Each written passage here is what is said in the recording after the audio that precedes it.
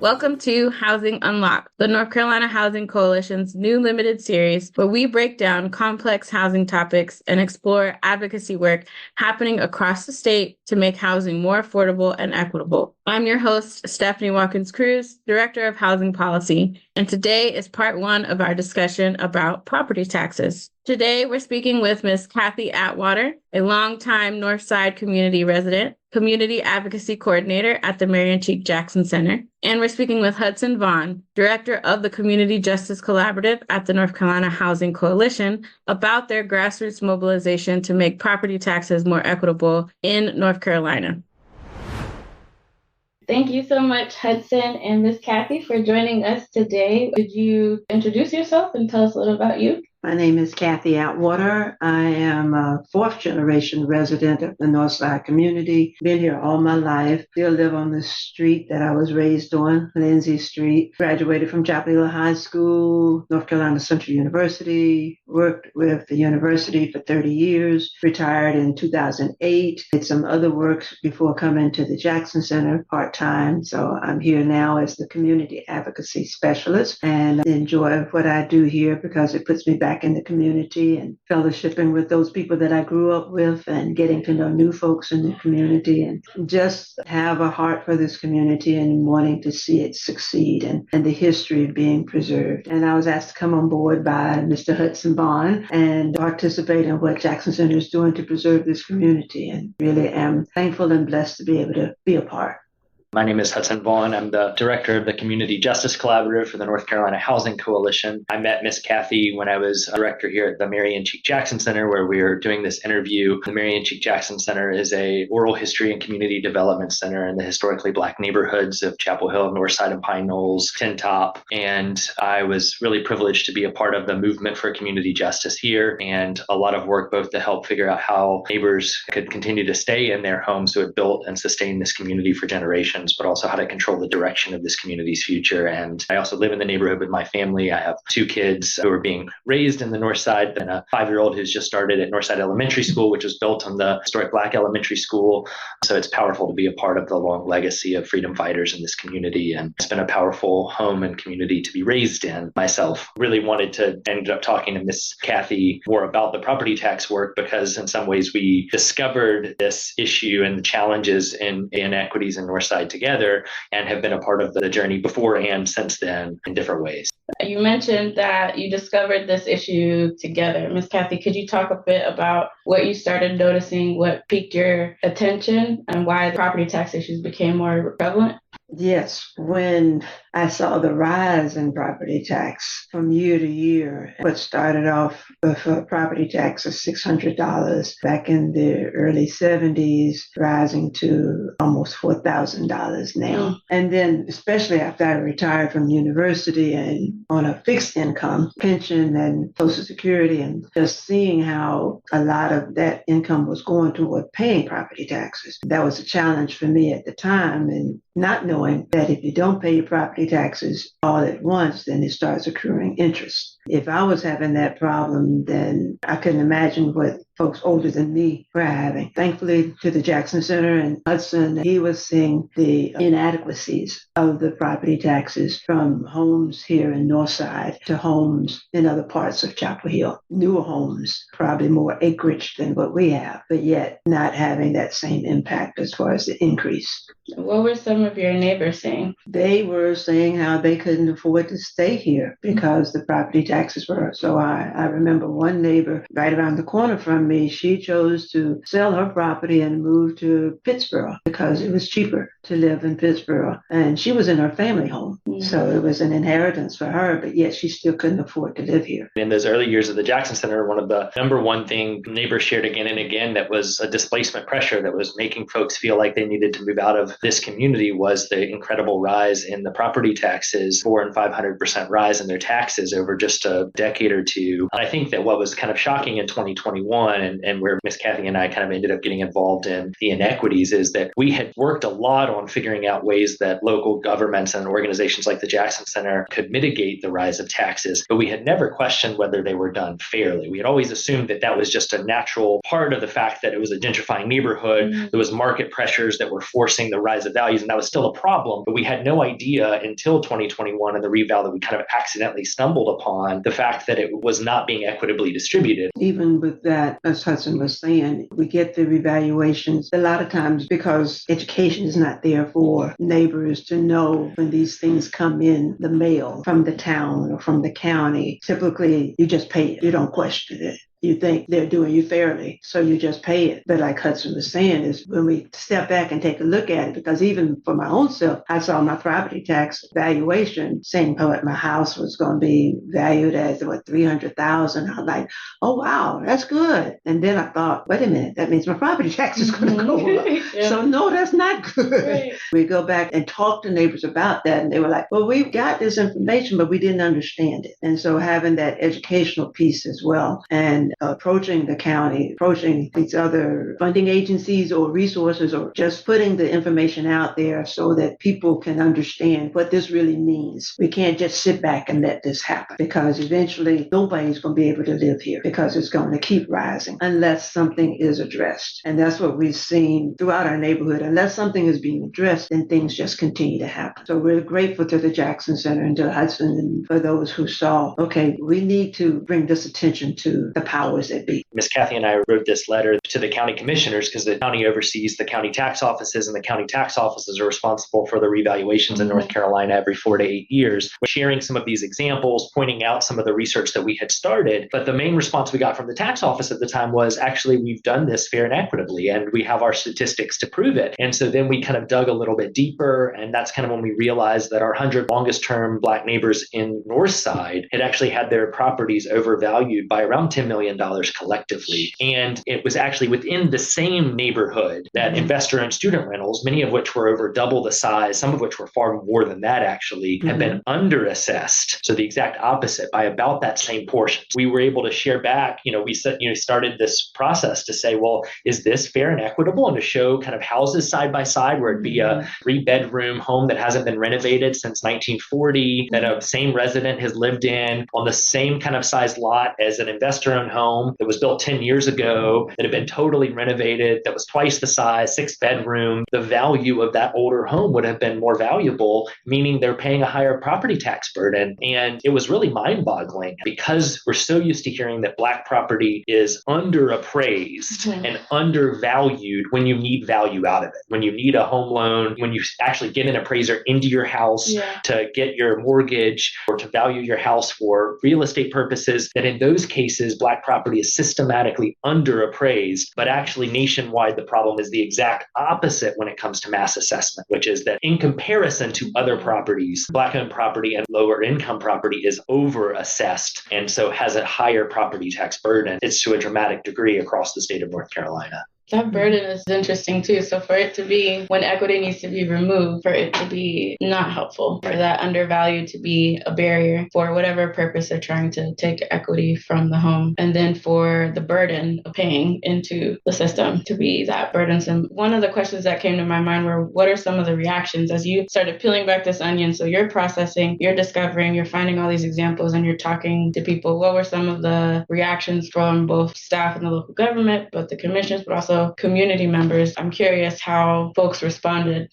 So as far as community members, shocked over the fact that their properties were evaluated in this manner, a little disheartened to find out, what can we do about it? How can we address this? How can we reverse this? And again, thankfully to the Jackson Center and volunteers that assisted us, and the outreach that was given for neighbors to come together and let's just help one another in this. The county was like, okay, well, you can do an informal appeal. An individual, right?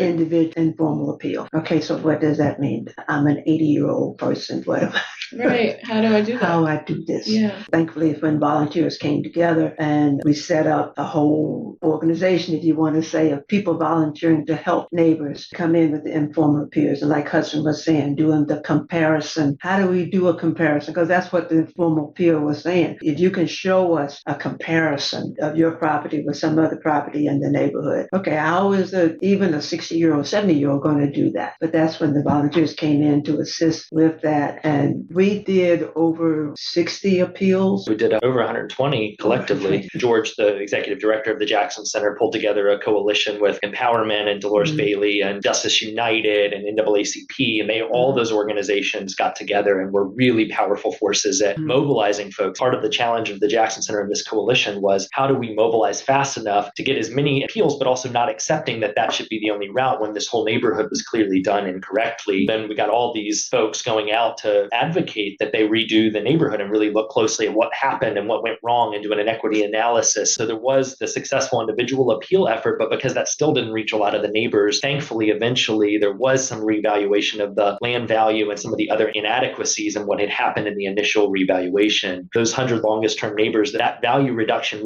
will have saved those residents about $500,000 between the last reval and this upcoming one. And so it was a significant push and made a big difference. And that's actually what led me in the work that I do with the coalition now. I went back and studied for a year with UNC School of Government to try to figure out, is this happening in other places? Like, is this a unique problem and an example that was just way out of line, or is it happening more broadly? And I think what was shocking for me to discover is that Orange County is actually one of the more equitable in its overall statistics in the state of North Carolina. It's one of 19 that actually meet standards out of 100 counties in North Carolina. And so, in fact, many of the other counties are far worse, and many of our low-income and communities of color are paying over twice the rate they should be compared to their higher-income neighbors. And yet, those higher-income neighbors have about 4 times the appeal rate and success as a result. And if you can imagine $500,000 that would have been lost to this community, and you imagine that this is happening all across the state of North Carolina, imagine how much wealth is lost in that inequitable burden that many of these neighbors are paying unknowingly. The county realized that they were the problem. They came up with a tax program for all of Orange County based on the tax application that we have here at the Jackson Center called the Longtime Homeowners Assistance Program. The first year of that, people not aware of what that was, they did not get a lot of response from that. And so they were thinking, well, maybe this is not going to work. But no, it will work if you get the information out to the people and explain what this is all about. And so the second year,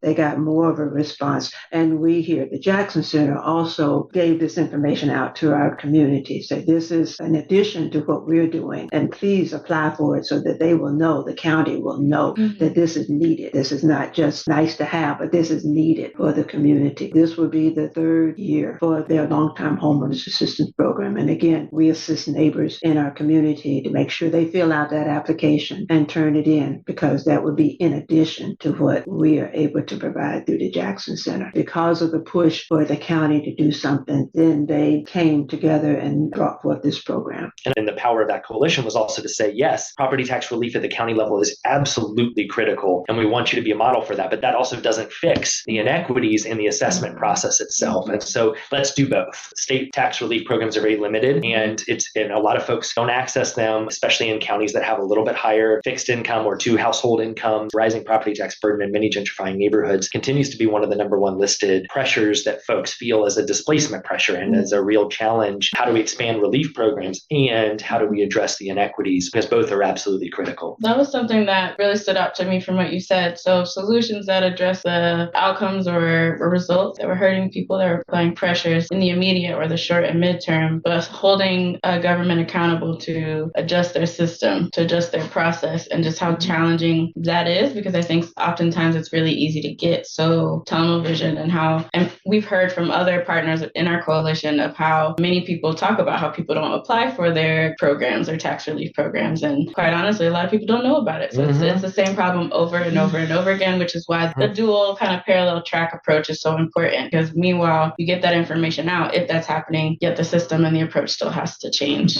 And the reason why a lot of people don't apply, if they know about it, is because they don't want the government in their business. So that's one of the things that people shy away from. I'm giving out all my information to government, thinking that they're going to cut back on what they're already receiving, if it's Social Security or if it's pension or anything like that, or they will be taxed more because they're sharing their information. So a lot of that trust of the government is a big issue as well. And one thing that the county was also saying that their hands were tied because changes have to come from the state level. Okay, well, let's take it to the state. One of the things I learned in the work studying this across the state and talking to a bunch of assessors who were really generous in offering their time and sharing their data was part of the challenge for county assessment offices is that they are given a massive task without a lot of resources to do it. Some states that do this better have a lot more resources and support from the state. They have whole departments, they have appraisers who go out and support county governments. Our state office that's charged with that, the Department of Revenue, does a good job with what it's charged with, but it's very limited in what it can do. It doesn't monitor fairness and equity in any real way. It doesn't provide support or accountability. For a lot of these offices, especially in more rural areas, there's not a lot of capacity. It has to be a focal point. It has to be named and lifted up from advocates on the ground. And then also, again, at the state level, figuring out ways to increase the infrastructure and support. Our state law says that properties are supposed to be assessed at 100% market value. That's across the board. And yet we have this huge inequity, and that's not happening. That's a real problem. Is if that's actually in law, then we should actually have the support to make that possible and to ensure folks are not being charged at twice the rate across our communities. Could you talk about how other states that do it better do that? So they have the resources or their scope is a little broader, so they're able to hold counties accountable. What are some of the things that stood out to you as you've looked at other models? How have they differed? Some of what I've seen is that some counties, first of all, do actually help with the revaluation process. They are staffed up to support it. They have appraisers on staff at the state level to support county appraisers to do research around, because a lot of it depends on research into qualified sales, like what actually is the sales data, what are the market trends in these neighborhoods, what are some of the differences happening between jurisdictions and areas, and the state level is actually staffed up to do that. They have data analysis and support. There's more comprehensive data for the state that is cohesive, doesn't depend on limited city and county resources to maintain very dispersed data. Some of it is data support and infrastructure, software. And then I've seen also that some of them have statewide offices that are actually looking at equity metrics on the other end and making sure that the counties they're actually following, that there's not huge inequities in race and income and other regressivity in the property taxation. And they actually can help oversee and change that. They can ask for sooner revals. Ours is still every 4 to 8 years, which is really spread out. So it also means that it doesn't advantage communities that aren't seeing as much of a market rise. So if in a rural county, it's only 8 years. And I understand from a standpoint of capacity why it's only 8 years. But if you're thinking about it from an equity standpoint, in a community that is not seeing any rise in value or very little in that 8 years, and another one is seeing 10 or 20% every year, then what that means is that community that's seeing a huge rise in value is getting that amount of tax break. By year 8, that's a significant margin of tax break in comparison. So it's not actually really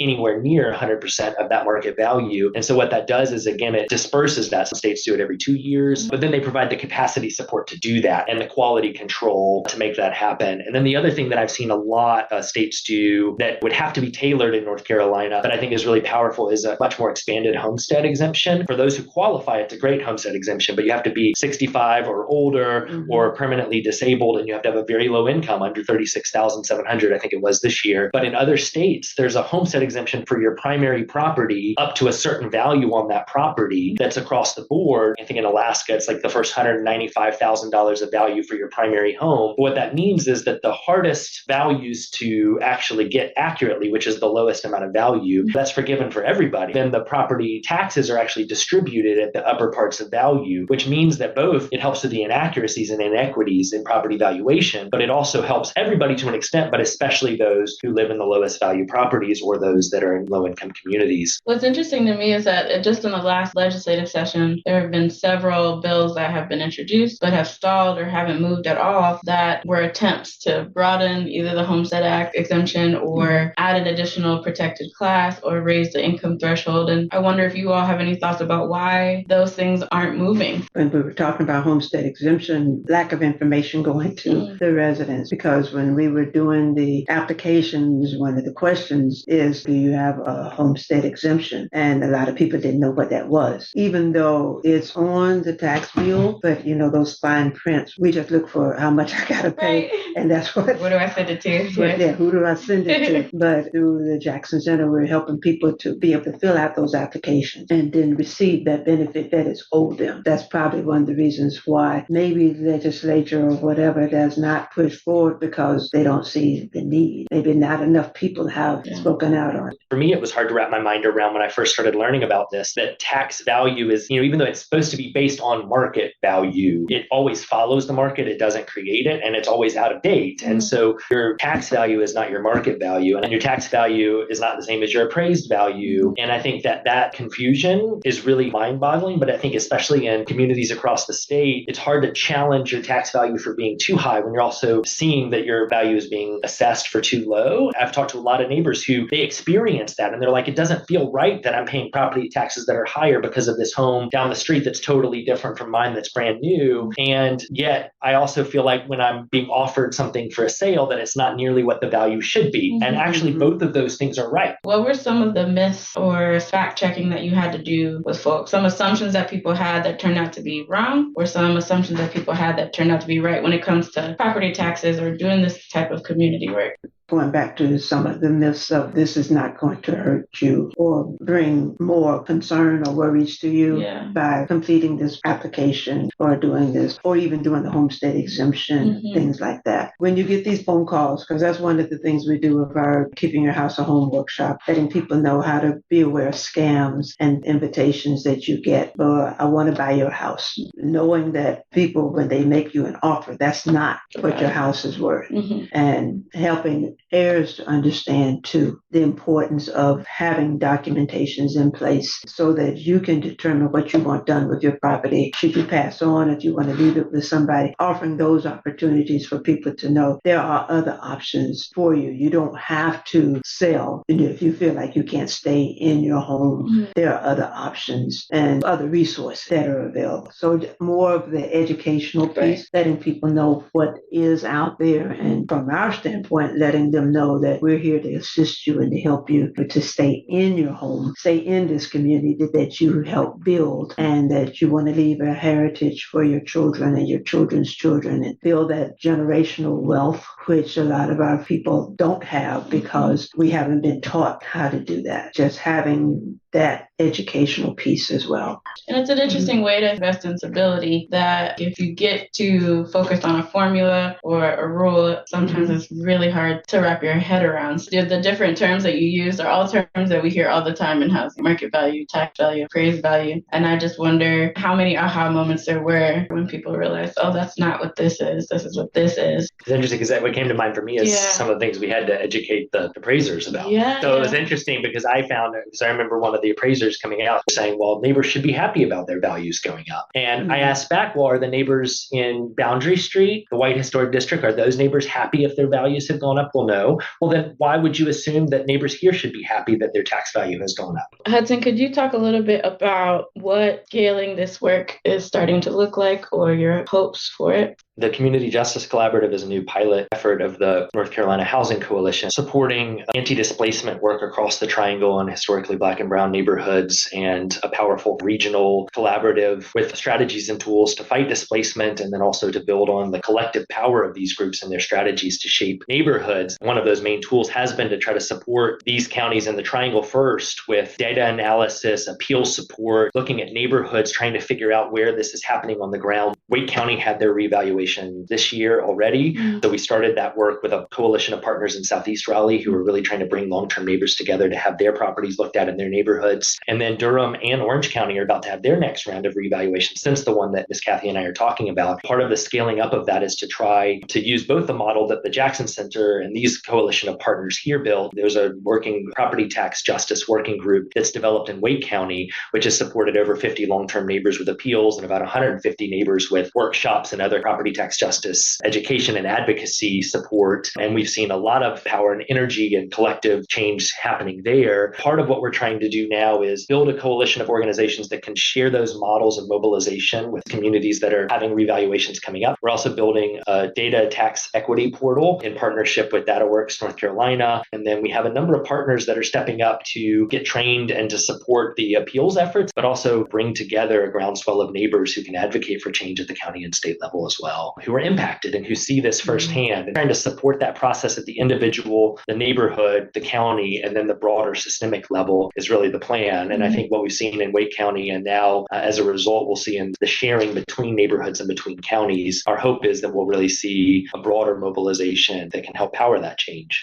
One of the reasons why this conversation is so important is we wanted to talk about ownership and wealth building in a different way. It's really easy in the housing world to say owning your home is the way to build wealth and then you stop. And there's not a lot of conversation around what happens once you own your home, what happens throughout the life of owning your home, what it means to be a part of a community, what happens when you inherit a home. These are all conversations not everyone gets to have, but that's a part of ownership that is put sort of on this pedestal, but is also, I think, a really intimate and important thing in our society and in our culture. So this feels really important because I think it personalizes the actual experiences of people and what it means to own their home, but also be a part of a community. One of the last questions I'll ask you, Ms. Kathy, is why do you love being a part of this community and what does owning your home mean to you?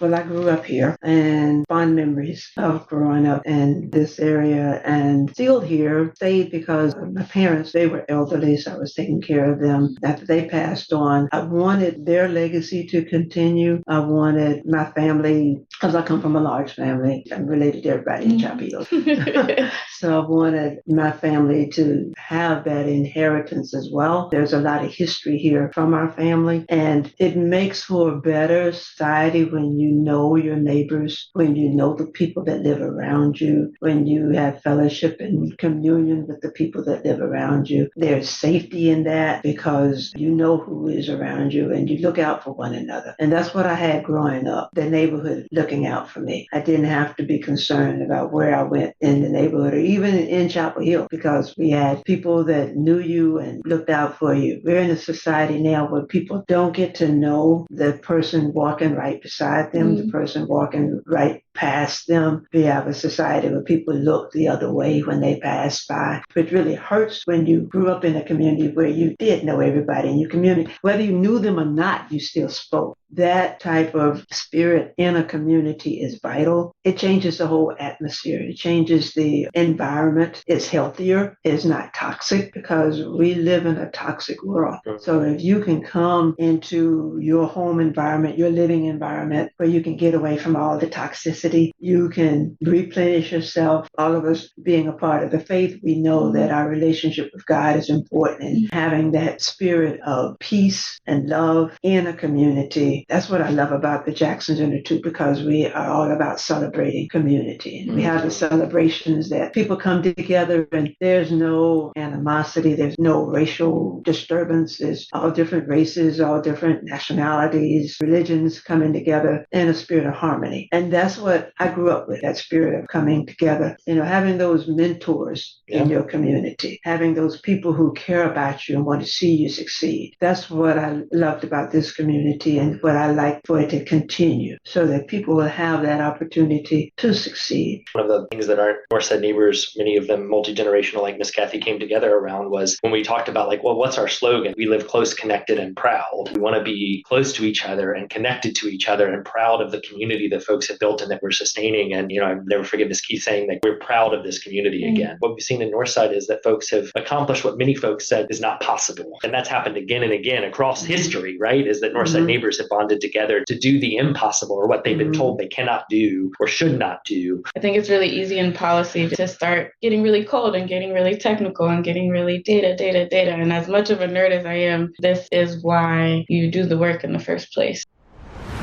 And that was part 1 of Property Taxes Unlocked. Stay tuned for part 2, where we'll speak to more organizers about their efforts to appeal unfair property tax valuations in Wake County.